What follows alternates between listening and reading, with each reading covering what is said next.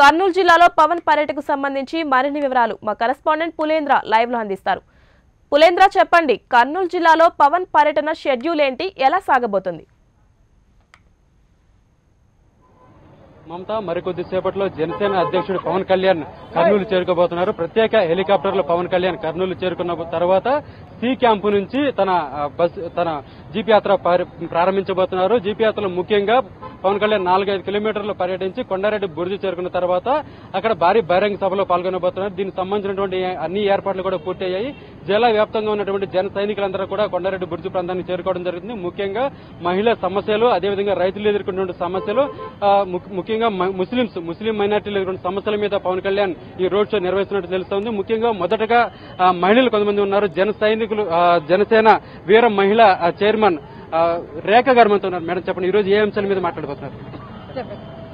ఈరోజు ముఖ్యంగా కర్నూలు ప్రజలు ఏదైతే ఇన్ని రోజుల నుంచి కరువు అంటున్నారో, కరువు మండలాల గురించి కానివ్వండి, ముఖ్యంగా మహిళలు గురించి, ముఖ్యంగా మహిళలు ఏదైతే కూడు బట్ట అనేది కూడా ఎంత ఇబ్బందికరమైనటువంటి పరిస్థితి ఉందో, ప్రతిసారి లోతట్టు ప్రాంతాలకు వచ్చినప్పుడు అంతా మగవాళ్ళ కన్నా ముందుగా మహిళలు చాలా ఇబ్బందికరమైనటువంటి పరిస్థితిని ఎదుర్కొంటున్నారు. అలాగే ఈవిటీజింగ్ అనేది చాలా ఎక్కువగా అయిపోయింది. ఏ దాంట్లో చూసినా మగాళ్ళదే పైచేయిగా ఉన్నటువంటి ఈ సిచ్యువేషన్ లో బలమైన చట్టాలని ఏర్పరిచి 33% రిజర్వేషన్ ఇచ్చినటువంటి పవన్ కళ్యాణ్ గారు ఈ రోజు మహిళలకి, అలాగే కర్నూలు ప్రజలకి, ప్రతి ఒక్కరికి న్యాయంగా ఉండేటటువంటి ప్రసంగించబోతున్నారని తెలియజేసుకుంటున్నారు. ముఖ్యంగా ఏ అంశాల మీద ఈ రోజు పవన్ కళ్యాణ్ దృష్టికి తీసుకెళ్లిపోతున్నారు? జిల్లాలో ఉన్నటువంటి మహిళా సమస్యలను, ముఖ్యంగా మహిళలు లోతట్టు ప్రాంతాల్లో ఎవరైతే నివసిస్తున్నారో వారికి పక్కా గృహాలు లేక ప్రతిరోజు వాళ్ళ జీవనాధారంతో కూడు బట్ట కట్టుకుని వెళ్తున్నారు. వారి యొక్క సమస్యని పవన్ కళ్యాణ్ గారికి రేపు దృష్టికి తీసుకెళ్లబోతున్నాం. ముఖ్యంగా అటు అధికార పార్టీ అయితేనేమో, వైసీపీ అయితేనేమో మహిళలకి అటు పసుపు కుంకుమ అంటున్నారు, డ్వాక్రా రుణాలను మాఫీ చేస్తామని చెప్తున్నారు. అనేక సంక్షేమ పథకాలు ఎలక్షన్ ముందు తాయిల రూపంలో ఇస్తున్నారు. దీన్ని ఏ విధంగా అర్థం చేసుకోవాలి? వీళ్ళు తాయిలాలు ఇచ్చుకుంటూనే ఉంటారు తప్ప వీళ్ళు రేపు రాబోయే ఎలక్షన్ లో వీళ్ళకి డిపాజిట్లు కోల్పోవడం జరుగుతుంది. ఎందుకంటే మహిళలకి 33% రిజర్వేషన్ ఇచ్చినటువంటి ఏకైక వ్యక్తి పవన్ కళ్యాణ్ గారు. మహిళా శక్తి ముందు ఏ శక్తి నిలవలేదనేది మరోసారి నిరూపిస్తాం. పవన్ కళ్యాణ్ గారిని సీఎం చేస్తాం. వైసీపీ, టీడీపీ తాయిలాలకి ఏ మహిళలు రెడీగా లేరు. ముందు ఈ విషయాన్ని గుర్తు చేసుకోవాల్సిందిగా కోరుతున్నాం. మీరు చెప్పండి, మహిళలకి ఏ అంశాల మీద ఈరోజు పవన్ కళ్యాణ్ మాట్లాడబోతున్నారు? ఇప్పుడు మెయిన్ గా యూటీజింగ్ గురించి ఉందండి. యూటీజింగ్ గురించి ఉంది. అదేవిధంగా కొన్ని చట్టాలు బలవంతులకు బలహీనంగాను, బలహీనులకు బలవంతంగాను ఉన్నాయన్నమాట. అలాంటి వాటి గురించి కళ్యాణ్ గారి దృష్టికి తీసుకెళ్లబోతున్నాము. అదేవిధంగా నేను యాక్చువల్ గా గుంటూరు జిల్లా నుంచి వచ్చానండి. మా గుంటూరు జిల్లాకు సంబంధించి కొన్ని ఇష్యూస్ కూడా పవన్ కళ్యాణ్ గారికి చెప్పుకోవడానికి వచ్చాను. మెయిన్ గా మాకున్నది అటు పల్నాడు ప్రాంతం అనమాట. పల్నాడు ప్రాంతంలో పేరుకు మాత్రమే జిల్లా, అదిగాక రాజధానికి దగ్గరలో ఉందని పేరుకు మాత్రమే అండి. అక్కడ అతి దారుణంగా చాలా చిన్న పిల్లల మీద అత్యాచారం చేసి చంపేయడం అనేది చాలా జరిగాయి. దాని గురించి మేము జనసేన పార్టీ తరఫు నుంచి చాలా ఫైట్ చేశాము. ఆ కుటుంబ సభ్యులకు కూడా న్యాయం జరిగేలా కృషి చేశాం అనమాట. అది కేవలం పవన్ కళ్యాణ్ గారు ఇచ్చినటువంటి స్ఫూర్తి అనమాట. ముఖ్యంగా ఈ రోజు మహిళల యొక్క సమస్యలు, రాష్ట్రంలో వారు ఎదుర్కొన్నటువంటి సమస్యల మీద ఈ రోజు పవన్ కళ్యాణ్ ఈ రోడ్ షో ద్వారా ప్రస్తావించబోతున్నారు. అదేవిధంగా ముస్లిం మైనార్టీ యొక్క సమస్యల మీద, అదేవిధంగా సచార్ కమిటీ యొక్క సూచనలు అమలు చేయాలనే అంశం మీద కూడా పవన్ కళ్యాణ్ ఈ రోజు మాట్లాడబోతున్నారు. మైనార్టీ నాయకులు కూడా కొంతమంది ఉన్నారు. సార్, ఈ రోజు ముఖ్యంగా ఏ అంశాలు పవన్ కళ్యాణ్ దృష్టికి తీసుకెళ్లబోతున్నారు? ఈ రోజు రాష్ట్రంలో వైఎస్ఆర్సీపీ కానివ్వండి, అలాగే టీడీపీ కానివ్వండి, రెండు దొందే. ఎందుకోసం అంటే ముస్లిం మైనార్టీలను ఇన్ని సంవత్సరాలుగా ఓటు బ్యాంకుగానే చూస్తున్నారు. ఒక నాయకుడు అంటారు, ఈరోజు చంద్రబాబు నాయుడు గారు జై హో బీసీ అంటున్నారు, జై హో దళిత తేజం అంటున్నారు, నారా హమారా టీడీపీ హమారా అనేసి అంటున్నారు చంద్రబాబు నాయుడు. సిగ్గుండాల చంద్రబాబు నాయుడు గారికి. ఎందుకోసం అంటే నారా హమారా టీడీపీ హమారా అంటే ఈ రోజు ముస్లిం మైనార్టీలు మీకు ఓట్లు వేసే విధంగా ఉన్నారనుకుంటున్నారేమో. మిమ్మల్ని చెక్ పెట్టి మీరు 4.5 సంవత్సరాలు బీజేపీతో అంటగాకి ఈ రోజు రాష్ట్రాన్ని అధోగాలు పట్టించి మళ్ళీ ఈ రోజు కపట ప్రేమ చూపిస్తూ ప్రజలకు ఏదో తాయిలాలు ప్రకటిస్తూ ముస్లిం మైనార్టీలకు ఏదో వచ్చేసి ఫండ్స్ ఇస్తామనేసి చెప్పేస్తే మీకు ఓట్లు వేయడానికి ఎవరు కర్నూలు ప్రజలు, కర్నూలు ముస్లిం మైనార్టీ ప్రజలు ఎవరు సిద్ధంగా లేరు. ఎందుకోసం అంటే ఈ రెండు పార్టీలు కూడా తోడు దొంగల్లాగా వివరిస్తుంటే ఒకే నాయకుడు మా పవన్ కళ్యాణ్ గారు చెప్పారు, సచార్ కమిటీలో ఉన్నటువంటి ప్రతి అంశాన్ని కూడా క్షుణ్ణంగా పరిశీలించి పరిశీలించిన తర్వాత అవి ప్రతి ఒక్కరికి ముస్లిం మైనార్టీల కోసం అప్లై చేసి ఆ విధంగా ముస్లింల సంక్షేమం కోసం, ముస్లింల అభివృద్ధి కోసం పాటుపడతామనేసి చెప్పిన ఒకే ఒక నాయకుడు ఉన్నారంటే జనసేన అధినేత పవన్ కళ్యాణ్ గారు. ఎందుకోసం అంటే ముస్లిం మైనార్టీలు చాలా వెనుకబడి ఉన్నారు. కర్నూలు ప్రాంతంలో 5వ తరగతి దాటిన తర్వాత పిల్లలందరూ వచ్చేసి బళ్ళు మానేస్తున్నారు. ఇంట్లో ఆడపిల్లలు వచ్చేసి ఈ రోజు కూడా బీడీలు చుట్టూ రోజు 50 రూపాయలు 60 రూపాయలు వస్తే అవి ఆ తిండితో తింటున్నారు. ఎంతో మంది ముస్లిం పేదలు అమ్మాయిలకు పెళ్లిళ్లు చేయలేక అనుమతిస్తున్నారు. ఈ రోజు ఎంత రాష్ట్రంలో వచ్చేసి వెనుకబడిందంటే కర్నూలు జిల్లా చాలా వెనుకబడింది. అలాగే ముస్లిం మైనార్టీలు ఎక్కడ చూసినా ఒక చికెన్ షాప్ లో ముస్లిం మైనార్టీ, అలా పూల అంగడిలో ముస్లిం మైనార్టీ, ఇంకో పంచర్ షాప్ లో ముస్లిం మైనార్టీ, ఈ రోజు ఆటో డ్రైవర్ ముస్లిం మైనార్టీ, కూలీ ముస్లిం మైనార్టీ, బీద ముస్లిం మైనార్టీ, బిక్క ముస్లిం మైనార్టీ, ఇంత దుర్మార్గులు ముస్లిం మైనార్టీలని అంచవేస్తున్నారు ఈ నాయకులు. కాబట్టి వీళ్ళ టీడీపీ అధికారంలోకి వచ్చిన తర్వాత హామీలన్నీ అమలు పరిచాము, బీసీలకి ముస్లిం మైనార్టీలకి అన్ని హామీలు అమలు చేశాము, ఉద్యోగ అవకాశాలు రాయలసీమలో కరువు అనేది లేకుండా చేశామని చెప్తున్నారు. దీని మీద ఏ విధంగా మీరు స్పందిస్తారు? సిగ్గుండాల చంద్రబాబు నాయుడు గారు రాయలసీమలో కరువు లేకుండా చేశారు. మీరు ఆలూరు ప్రాంతంలో రోజు వందలాది మంది వాహనాల్లో సుగ్గి యాత్రలు చేస్తున్నారు. పొట్ట కూటి కోసం చేతబట్టి వలసలు వెళ్తున్నారు. కర్నూలు జిల్లాలో ఇదే ఆగస్టు 15 సాక్షిగా 15వ తేదీ వచ్చి చంద్రబాబు నాయుడు గారు 24 హామీలు ఇచ్చారు.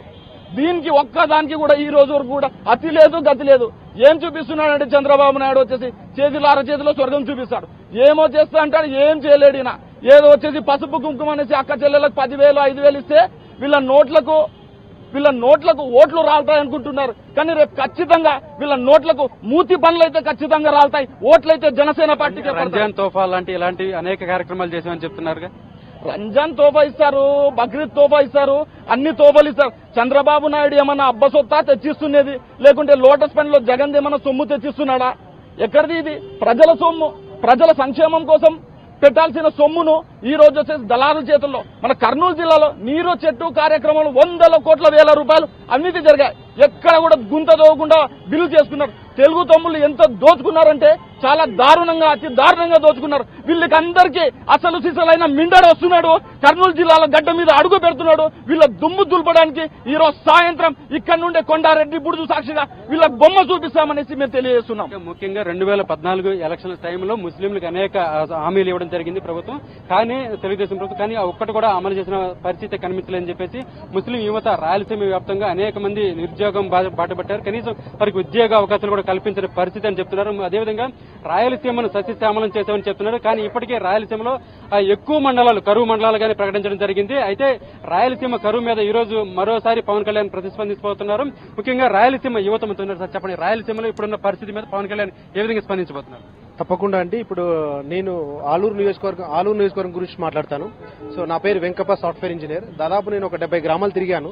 ప్రజలతో తిరిగిన తర్వాత ఇక్కడ 2014లో చంద్రబాబు నాయుడు గారు ప్రమాణం ఏం చేశారంటే, హామీలు ఇచ్చారంటే మాకు అందరి నీవ నుండి వాటర్ ఇప్పిస్తామని చెప్పేశారు. యాక్చువల్గా ఇంతవరకైనా 40% ఇంకా వర్క్ పెండింగ్ ఉంది, పిల్లకాలు రెడీ కాలేదు.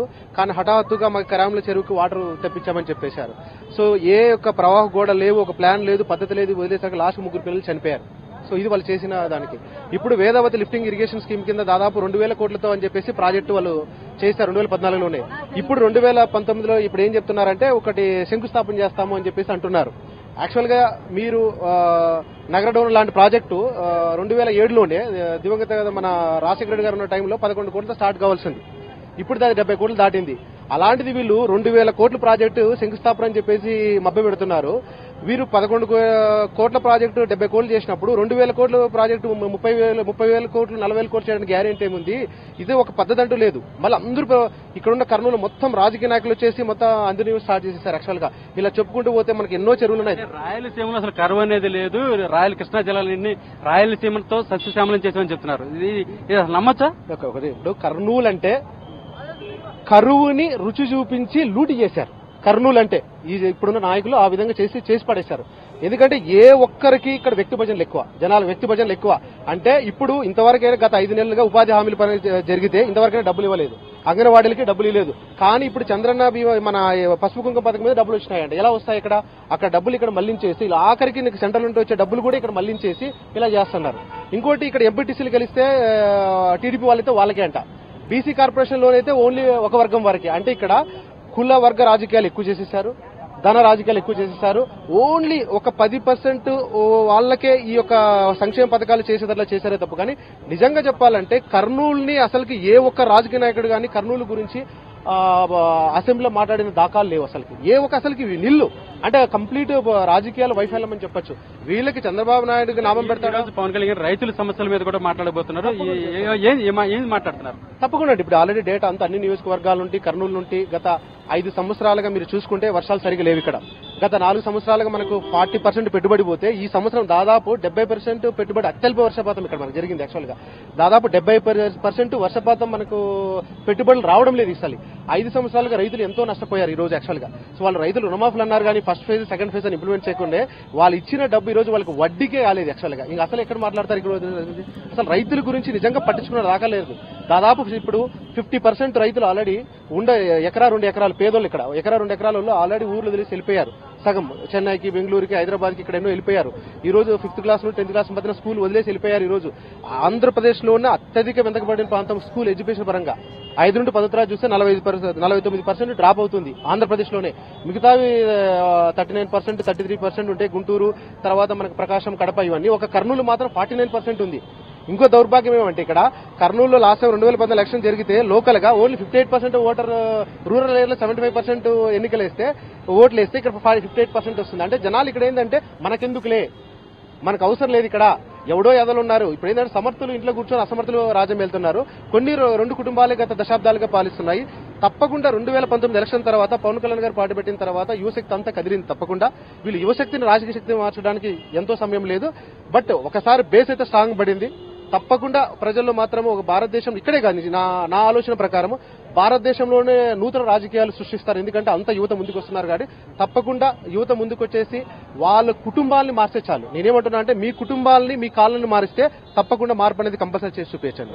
2014 నుంచి 2019 వరకు గడిచిన 5 సంవత్సరాలు కూడా రాయలసీమ అభివృద్ధి చేసాం, సస్యశ్యామలం చేసాం, ఉద్యోగ అవకాశాలు కల్పించాం.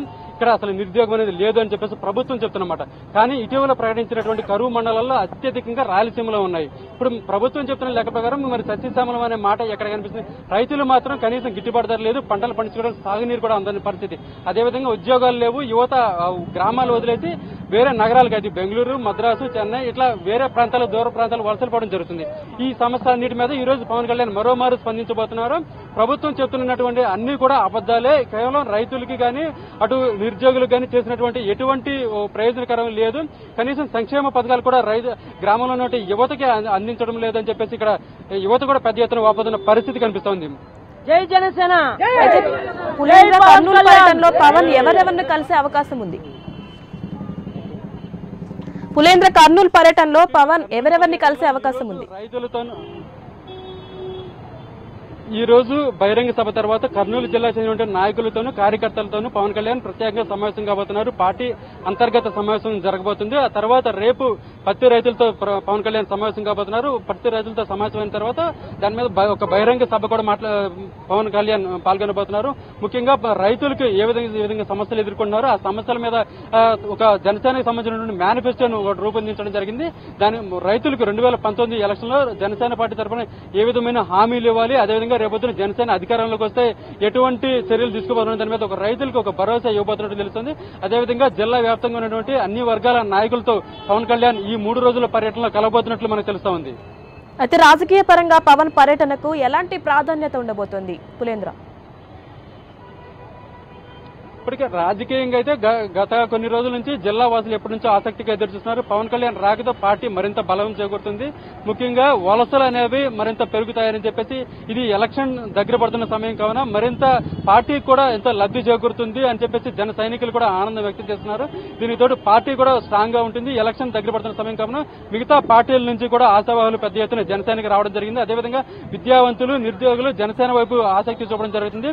పవన్ కళ్యాణ్ వస్తేనే రాజకీయ సమీకరణాలు మారుతాయి, మా బతుకులు మారుతాయి, ఉద్యోగ అవకాశాలు దొరుకుతాయని చెప్పేసి ఒక ఆశతో ఉన్న పరిస్థితి కనిపిస్తా ఉంది. రేపు 2019 ఎలక్షన్ లో జనసేన నెల్లూరు అదేవిధంగా ఈ రాయలసీమలో ఒక స్ట్రాంగ్ ప్రభావం అయితే చూపే అవకాశం ఉంది. అయితే పులేంద్ర, ఇప్పుడు ప్రజలు ఈ పర్యటనకు పెద్ద ఎత్తున తరలి వస్తున్నారు. అలాంటి టైంలో ఎలాంటి ఏర్పాట్లు ముమ్మరం చేశారు? ఇప్పుడే కర్నూలు మొదటిసారిగా కర్నూలు రాబోతున్నారు పవన్ కళ్యాణ్. అదేవిధంగా ఈ రోజు సండే కావడంతో పెద్ద ఎత్తున జన సైనికులు జిల్లా నలువైపుల నుంచి కూడా భారీగా తరలి రావడం జరిగింది. దీనికి దాదాపు 1,00,000 మంది పైగా జనసేన కార్యకర్తలు ఈ రోజు రోడ్ షోలో పాల్గొనే అవకాశం ఉంది. ఈ నేపథ్యంలోనే దీనికి తగ్గట్టుగా పోలీసు యంత్రాంగం కూడా పెద్ద ఎత్తున మోహరించడం జరిగింది. అన్ని ఏర్పాట్లు చేయడం జరిగింది. ఎటువంటి అవాంఛనీయ సంఘటనలు చోటు చేసుకుంటూ భారీ ఎత్తున జిల్లా పోలీసు యంత్రాంగం కూడా భారీ ఎత్తున ఏర్పాట్లు చేయడం జరిగింది. దాదాపు సి క్యాంప్ ఆఫీస్ నుంచి కూడా కొండారెడ్డి బ్రిడ్జి వరకు దాదాపు 5 కిలోమీటర్లు ఈ రోడ్ షో నిర్వహించబోతున్నారు. ఈ రోడ్ షో వ్యాప్తి దాదాపు 2 గంటల పాటు కొనసాగే అవకాశం ఉంది. దీనికి సంబంధించినటువంటి అన్ని అటు జన సైనికులు కూడా వాలంటీర్లు ఏర్పడి ఎవరికి ఎటువంటి అవాంఛనీయ సంఘటనలు చోటు చేసుకుంటూ అన్ని ఏర్పాట్లు కూడా చేయడం జరిగింది. మమత, అయితే ఏ టైంకి పవన్ కళ్యాణ్ దీనికి హాజరు కాబోతున్నారు? పవన్ కళ్యాణ్ 3 గంటల సమయంలో కర్నూలు చేరుకోబోతున్నారు. కర్నూలు చేరుకున్న తర్వాత కొద్దిసేపు విశ్రాంతి తీసుకుని సి క్యాంప్ ఆఫీస్ కి 4 గంటల సమయంలో చేరుకోబోతున్నారు. 4 గంటల నుంచి రోడ్ షో ప్రారంభమవుతుంది.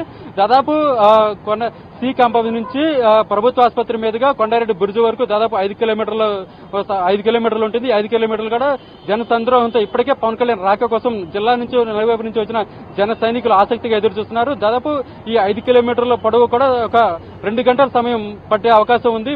దాదాపు ఆ విధంగా జన సందోహం ఉన్న పరిస్థితి మనం చూస్తా ఉన్నాం. Thank you Pulendra.